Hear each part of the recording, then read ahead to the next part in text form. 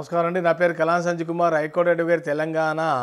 ఇటీవలే మన తెలంగాణ కొత్త గవర్నమెంట్ వచ్చిన తర్వాత ధరణిలో జరుగుతున్న అవకతవకల మీద అధ్యయనం చేయడానికి వెంటనే ఒక కమిటీ ఏర్పాటు చేయడం జరిగింది.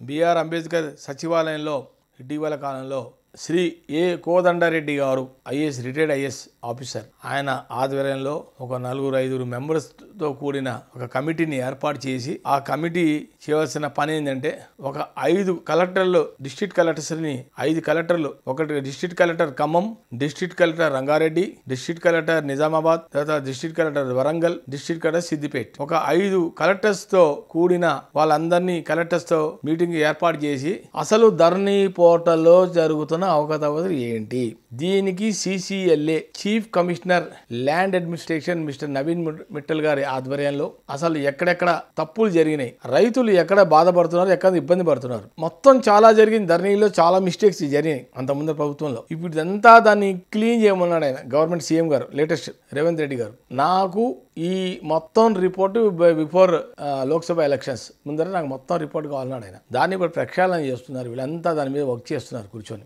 అసలు ఎక్కడెక్కడ జరిగింది అవినీతి, ఎక్కడ జరిగింది, ఎవరి భూమిలో ఎవరికి వెళ్ళిపోయింది. ఎగ్జాంపుల్, ఒక పట్టా ల్యాండ్ ఉంది, ఒక మనిషి రైతుకి పట్టా ల్యాండ్ అంటే ఆ పట్టా ల్యాండ్లో అతనికి పట్టా అదే చూపించకుండా ధరణిలో వేరే చూపించడం, అంటే అసైన్ ల్యాండ్ అని చెప్పడము, లేకపోతే ప్రొహిబిటెడ్ ల్యాండ్ అని చెప్పడము, లేదా భూదాన్ భూమి అని చెప్పడము, పోరంబోకు భూమి అని చెప్పడం, ఇవన్నీ గవర్నమెంట్ ల్యాండ్స్, పోడు భూములు అని చెప్పడము, వేస్ట్ ల్యాండ్ అని చూపించడము.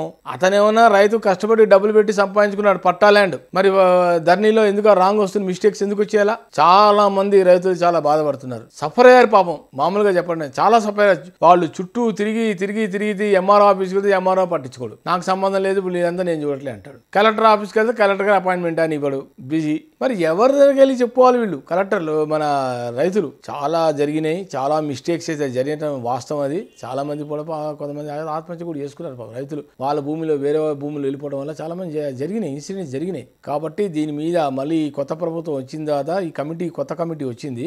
ఏ కోదండరెడ్డి గారు రిటైర్డ్ ఐఏఎస్ ఆఫీసర్, ఆయనతో పాటు ఒక 5 కమిటీ మెంబర్స్, అర్థమైందా? వాళ్ళందరూ కూడా ఆయనకి సహకరిస్తూ అందరూ దాని మీద, ఈ ధరణి మీద ఒక ప్రక్షాళన చేసి ఎక్కడెక్కడ ప్రాబ్లమ్స్ వచ్చాయో అవన్నీ రెక్టిఫై చేసి మొత్తం A to Z రిపోర్టు ఆయనకి సీఎం గారికి ఇవ్వని చెప్పడం జరిగింది. సో దాని మీద వర్కౌట్ అయితే అవుతోంది.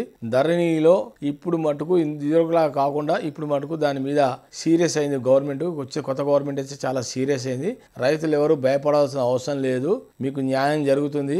మీరు ఎవరు అధైర్యపడకండి, అర్థమైందా? దేనికి కూడా భయపడకండి. ఒకసారి మీరు అక్కడి ప్రజా దర్బార్ కూడా వెళ్ళండి. అక్కడ చాలా మంది స్టాఫ్ ఉన్నారు. స్టాఫ్ కనీసం మీరు ఒక అప్లికేషన్ పెట్టుకొని, అర్జీ పెట్టుకొని, మీకు ఎక్కడైతే మీ ల్యాండ్లో ఎక్కడైతే ప్రాబ్లం వచ్చిందో అదంతా కూడా మీరు లెటర్లో రాయండి. మీ సర్వే నంబరు, మీ పేరు, మీ ఊరు అన్నీ రాసి, మీకు ఎన్ని ఎకరాల భూమి ఉంది, దాంతోపాటు మీకు వచ్చిన సర్టిఫికేట్ కూడా, మాకు సపోజ్ మీకు ధరణి అంటే మాకు మ్యూటేషన్ అవ్వాలి, మాకు మ్యూటేషన్ చేయలేదు సార్, మాకు రైతు బంధు రావాలి, మాకు రైతు బంధు రావట్లేదు సార్, ఏదైతే మీకు సమస్యలు ఇవన్నీ కూడా మీరు ఒక అర్జీలో పెట్టుకుని, అప్లికేషన్ పెట్టుకొని మీరు వాళ్ళు ఇస్తే వారు దాన్ని మీకు అప్లోడ్ చేసి అన్ని కరెక్షన్ చేసి, నాది పట్టా భూమి అయితే వేరే చూపిస్తాం సార్, అసైన్ ల్యాండ్ లేదా ప్రొహిబిటెడ్ చూపిస్తుంది, అది కరెక్షన్ చేయండి సార్. పాస్బుక్లు కూడా ఇప్పుడు కొత్తగా డిజిటల్ పాస్బుక్లు వచ్చాయి, కొంతమందికి వచ్చాయి, కొంతమందికి రాలే. కాబట్టి ఆ డిజిటల్ పాస్బుక్ కూడా మీరు వెంటనే ఇవ్వని చెప్పి మీరు అర్జీలో పెట్టుకుంటే వాళ్ళు దానికి వెంటనే అవి ఇవ్వటాలు కూడా జరుగుతాయి. కొత్త ప్రభుత్వం, మీకోసం వచ్చిన ప్రభుత్వం, ప్రజల కోసం వచ్చిన ప్రభుత్వం.